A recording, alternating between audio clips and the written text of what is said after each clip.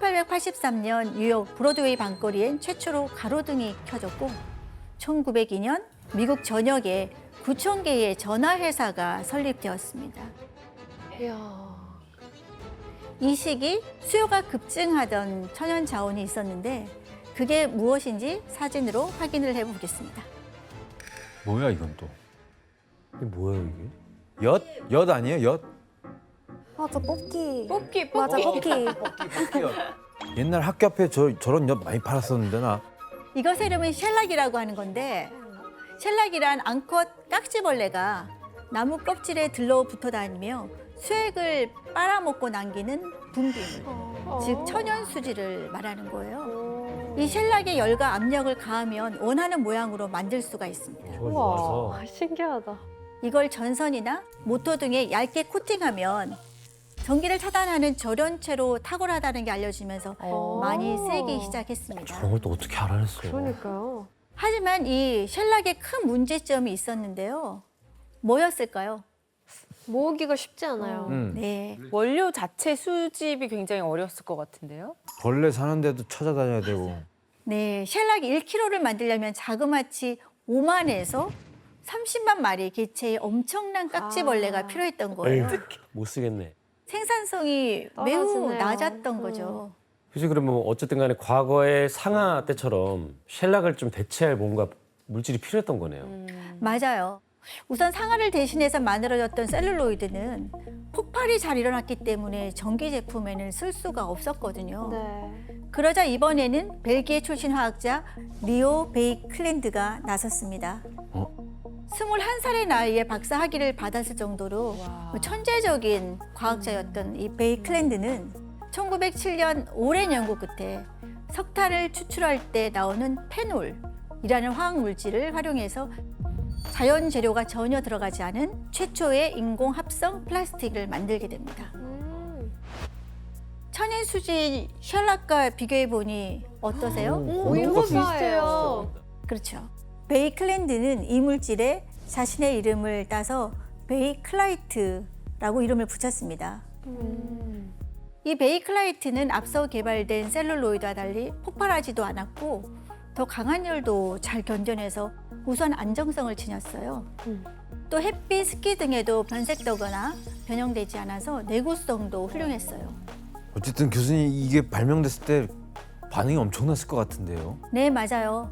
베이클라이트는 원래 목적인 셜락의 완벽한 대체품이 되었을 뿐 아니라 원하는 대로 성형이 가능했기 때문에 다양한 제품을 만들어내며 선풍적인 인기를 끌었습니다. 아 이걸로.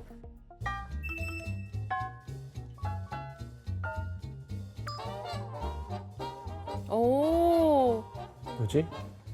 이제 만들. 아 뚜껑 같은 건가 지금? The molding powder pouring into these shell molds is prepared by combining resinoid with a cellulose filler. 뭐야? 뭐예요? 전화기. 전화기. 네, 베이클라이트는 전화기 보급의 시대와 맞물려 전화기를 Resistance to 만들어내고 heat, acids, oil, and moisture.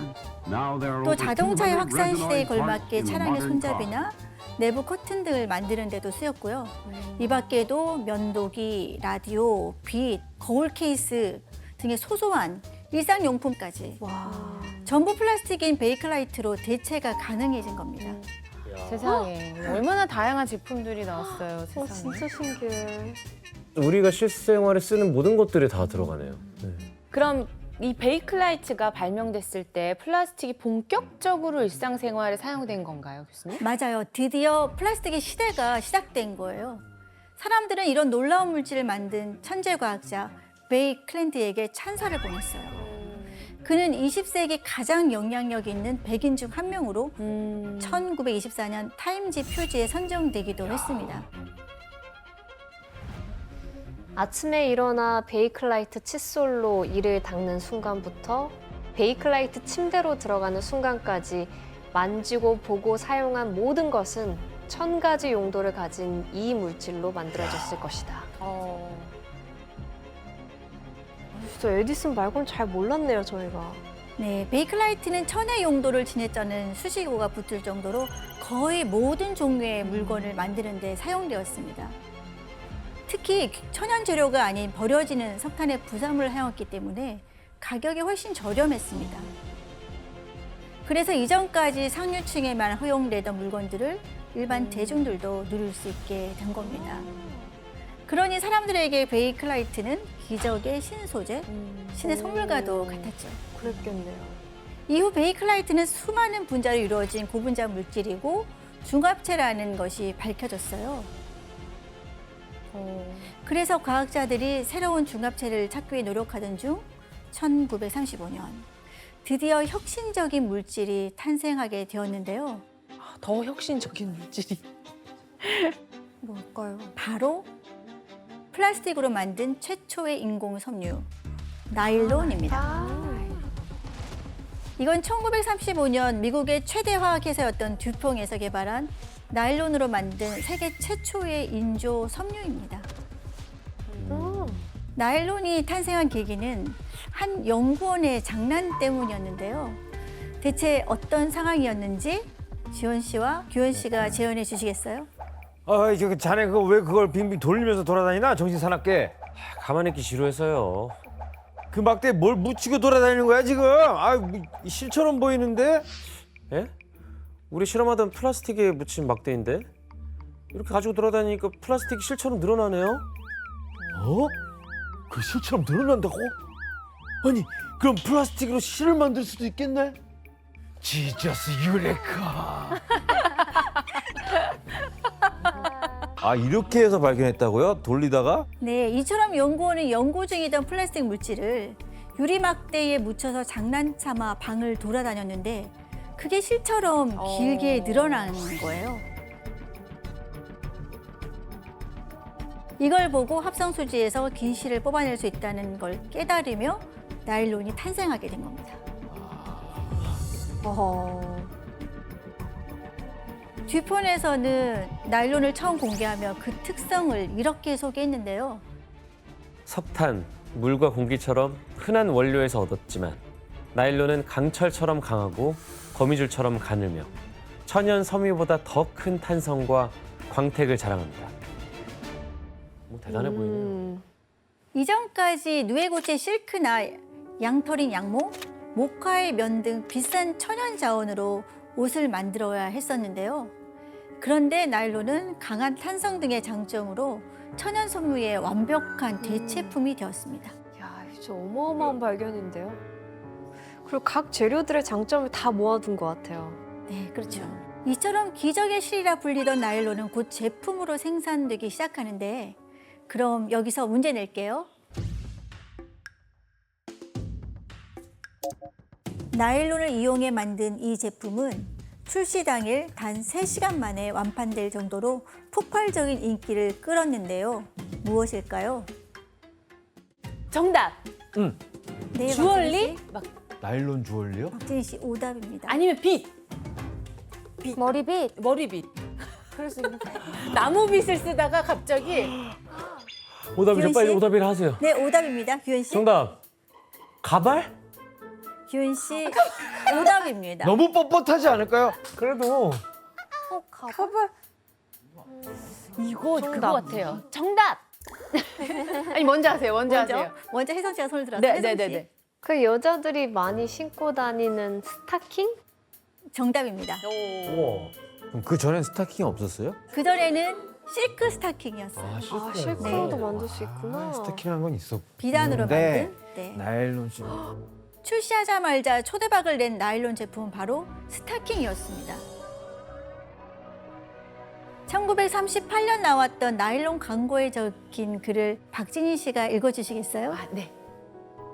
더 얇고 더 사랑스럽고 더 오래 신는 스타킹 나일론은 당신에게 상상 그 이상을 선물합니다. 광고 자료 한번 같네. 진짜. 네. 목소리 너무 좋으시네. 나 저때 자료 화면인 줄 알았어. 광고 모델인 줄 알았어요. 와, 저 때 태어났어야 되는 건데.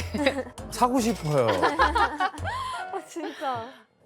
이전엔 두툼한 실크 스타킹이 있었는데 이렇게 다리가 비칠 정도로 얇고 투명한 디자인은 나일론 스타킹이 처음이었어요. 와. 근데 정말 이렇게 맨날 두꺼운 스타킹 신다가 갑자기 얇은 스타킹을 신으면 여자로서 얼마나 그게 맞아요. 신어보고 싶고 막 맞아. 얼마나 부럽고 그랬겠어요 그 당시에는. 맞아요. 네. 네, 첫 출시 당일 스타킹을 사기 위해 세계 각국에서 돈 좀 있다는 여성들은 다 몰려왔다고 해요. 와. 게다가 구입 후 그 자리에서 스타킹을 바로 신어보는 진풍경이 벌어지기도 했어요. 너무 신기했을 것 같아요. 미리 만들어둔 물량이 4,000켤레였는데 3시간 만에 완판되며 나일론은 상업적으로 큰 성공을 거두게 됩니다. 와. 근데 진짜 좋아했겠다. 이후 나일론을 이용한 다양한 제품들이 출시되었는데요. 칫솔. 강한 털은 다릅니다. 이 칫솔모는 눅눅해지지 않고 치아를 더욱 깨끗하게 합니다. 다른 어떤 칫솔도 대신할 수 없습니다. 야, 이거 안 쓰면 안 될 것 같은데. 이건 나일론 칫솔모에 대한 광고인데요. 그럼 이전까지는 칫솔모를 뭘로 만들었을까요? 뭘 쓴 거지? 데지털. 데지털? 맞아. 네, 맞습니다. 그럼 잇몸 다 상하겠다고. 데지털 찔려도 바로 아프던데. 데지털이었어요. 데지털 칫솔은 그 품질이 좋지 않았음에도 불구하고 가격이 비싸서 서민들은 한 가족이 칫솔 하나를 사서 돌렸어요? 다 같이 쓰는 일이 많았다고 합니다.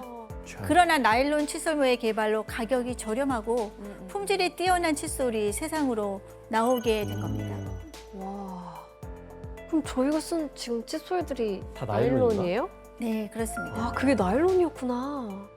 또한 나일론은 양말, 코트, 스웨터, 수영복들의 소재로 쓰이면서 패션 산업에서 광범위하게 활용되었어요. 나일론의 개발로 천연 섬유의 대체품인 플라스틱 합성 섬유의 시대가 열리게 되었습니다. 와. 이처럼 미국에서 플라스틱의 개발에 성공이 이어지던 1930년 플라스틱 산업에 큰 변화가 찾아옵니다. 뭐죠? 바로 석탄 대신 석유 사용이 늘면서 플라스틱의 대량 생산이 가능해진 겁니다. 플라스틱은 탄소로 만들어진 탄소 화합물인데 탄소는 석탄뿐 아니라 석유에서도 추출이 가능합니다. 그래서 미국의 대형 석유 기업들은 정유 공장 옆에 플라스틱을 만드는 화학 공장을 세워서 대량 생산할 수 있는 시스템을 만들어내게 되었어요. 이 일로 미국은 전 세계의 플라스틱 산업을 선도하게 됩니다. 임소희 씨, 그 석유로 대체 어떻게 플라스틱을 만들어요? 그거 액체인데. 아, 네. 그림을 보면서 한번 설명해 볼게요. 네. 이 원유를 끓이게 되면 끓는 점에 따라서 LPG 가스, 그리고 휘발유, 나프타, 등유, 항공유, 경유, 중유, 아스팔트 이렇게 각각 분류되어서 나와요. 근데 그중에 나프타라는 액체를 다시 끓이면 거기서 에틸렌 가스랑 프로필렌 가스, 뭐 다른 것들이 발생이 돼요. 근데 이 에틸렌이랑 프로필렌을 각각 여러 개씩 합친 걸 중합체라는 뜻을 가진 폴리머 영단어를 앞에 붙여서 폴리에틸렌, 폴리프로필렌이라고 하거든요. 그것들을 이제 뭐 열과 압력을 가해서 다양한 제품들을 만들게 되는 거죠. 너무 똑똑해요. 정말 카이스트에서 많은 걸 하네. 그러니까요. 들어도 모르겠어요. 네, 그런데 이렇게 플라스틱 산업의 규모가 커져가던 상황에서 플라스틱은 한 거대한 사건을 계기로 또 한 번 엄청난 발전을 이루게 되는데요. 어떤 사건이었을까요? 아, 세계대전, 2차 세계대전. 네, 바로 제2차 세계대전이었습니다. 바로 전쟁을 치르기 위해선 철, 금속, 유리, 나무 등의 천연 자원이 필요했습니다. 이때 전쟁이 계속되며 공급이 어려워지자 플라스틱을 이용해 새로운 제품 개발에 박차를 가했는데 과연 제2차 세계대전에서 어떤 플라스틱 제품이 선보였는지 사진을 보겠습니다. 헬멧 아니야, 헬멧? 일단 옷, 뭐 신발, 분모도 장, 있고. 무기들에 많이 쓰였을 거예요. 무기들도 많이 쓰. 머리부터 발끝까지. 네, 다 플라스틱이죠. 네. 이렇게 미군의 머리부터 발끝까지 플라스틱이 사용되게 되었습니다. 그런데 일본과 태평양 전쟁을 벌이던 중 전력의 필수적인 한 천연 자원이 부족해진 겁니다. 뭐지? 바로 고무였습니다. 미국에선 군용 자동차, 군용 보트 등에 필요한 타이어 재료 수급이 힘들어지게 된 겁니다. 이에 당시 미국의 프랭클린 루즈벨트 대통령은 고무 비상사태를 선포했고요. We have set this period aside to get the old rubber in. Once the rubber is in, we will know what our supplies of used rubber are. We are going to see to it that there's enough rubber to build the planes to bomb Tokyo and Berlin. Enough rubber to build the tanks to crush the enemy wherever we may find it. Enough rubber to win this war. 미국인들은 가정에서 쓰던 고무 장화까지 내놓을 정도로 고무 모으기 운동에 열을 올렸다고 합니다. 와. 교수님, 고무 모으기 운동을 아무리 해도 사실 이거를 모아서 만들어내기가 쉽지 않았을 것 같은데 대체품이 필요했겠네요. 맞아요. 그래서 대형 석유화학회사, 연구소, 대학들이 모여서 고무 개발 프로젝트를 추진하게 되는데요. 고무 개발. 이 일로 미국은 2년 만에 합성 고무 생산량을 천연 고무의 2배까지 끌어올렸고, 합성 고무의 대량 생산 기술을 확보한 연합군은 전쟁의 승기를 잡을 수 있었습니다. 그럼 플라스틱은 또 어디에 쓰였을까요? 여러 군데요. 뭐 다 쓰이죠. 여기저기 다방면. 바로 레이더였습니다. 레이더요? 네. 영어 P로 표시되는 폴리에틸렌은 우리 생활 속에서 가장 많이 쓰는 소재인데 대표적으로 생수병, 음료수병을 이 소재로 만듭니다. 아, 페트병. 그리고 투명하고 유연하게 만들어 비닐봉지, 비닐 장갑 등을 만들고요. 대단한 걸. 또 단단하게 만들어 샴푸통, 세제통도 만들 수 있는 만능 플라스틱 소재죠. 제2차 세계대전 당시 영국에서 이 폴리에틸렌을 이용해서 군용 레이더에 케이블을 감쌀 피복제를 만들어 레이더 성능을 높이는 데 성공을 하게 되는데요. 그 결과 영국군 레이더가 독일군의 폭격기를 사전에 추적할 수 있었고 영국 상공에 도착하기 전 명중시킬 수 있게 되었습니다. 그래서 영국에선 이 폴리에틸렌을 군사용 비밀물자로 분류해서 외부로 새어나가지 못하게 철저하게 관리했습니다. 와, 지금 되게 흔해졌는데. 그리고 플라스틱은 제2차 세계대전에서 이것의 생산까지 가능하게 해서 전쟁의 승패를 가르는 데 결정적 역할을 하게 되는데요. 과연 뭘까요? 전차? 원자폭탄? 네, 맞습니다. 바로 원자폭탄입니다. 핵? 핵까지? 당시 미국에선 원자탄을 개발하는 맨하탄 계획을 극비리에 수행을 하고 있었는데요. 그런데 한 가지 문제가 있었어요. 뭐죠? 원자탄 제조에 필수적인 우라늄 가스를 담아낼 수 있는 강한 소재가 필요했는데 나일론을 개발했던 미국 화학회사 듀폰에서 강한 산성과 고온 등 거친 환경을 견디고 매끄러운 표면을 가진 플라스틱 물질을 개발했다는 소식이 들려옵니다. 그게 바로 테프론이라는 물질이었어요. 테프론? 테프론? 네, 아, 테프론. 처음 들어보는데. 미국에선 이 테프론을 이용해서 원자폭탄 제조에 성공한 후 일본의 원자폭탄을 투하하게 됩니다. 이렇게 전쟁을 통해 플라스틱의 종류와 대량 생산 시스템이 더욱 확장되면서 플라스틱은 이제 사람들의 일상을 바꾸기 시작합니다. 플라스틱 합성 수지로 생활용품과 각종 산업용품을 만들어낼 수 있게 됐고 야. 심지어 화학 반응을 통해 테이프, 화장품, 의약품, 비료, 농약 등까지 뭐든 만들어내는 만능 물질로 시장을 장악해 나가기 시작했습니다. 진짜 일상이 바뀌었네요. 이거.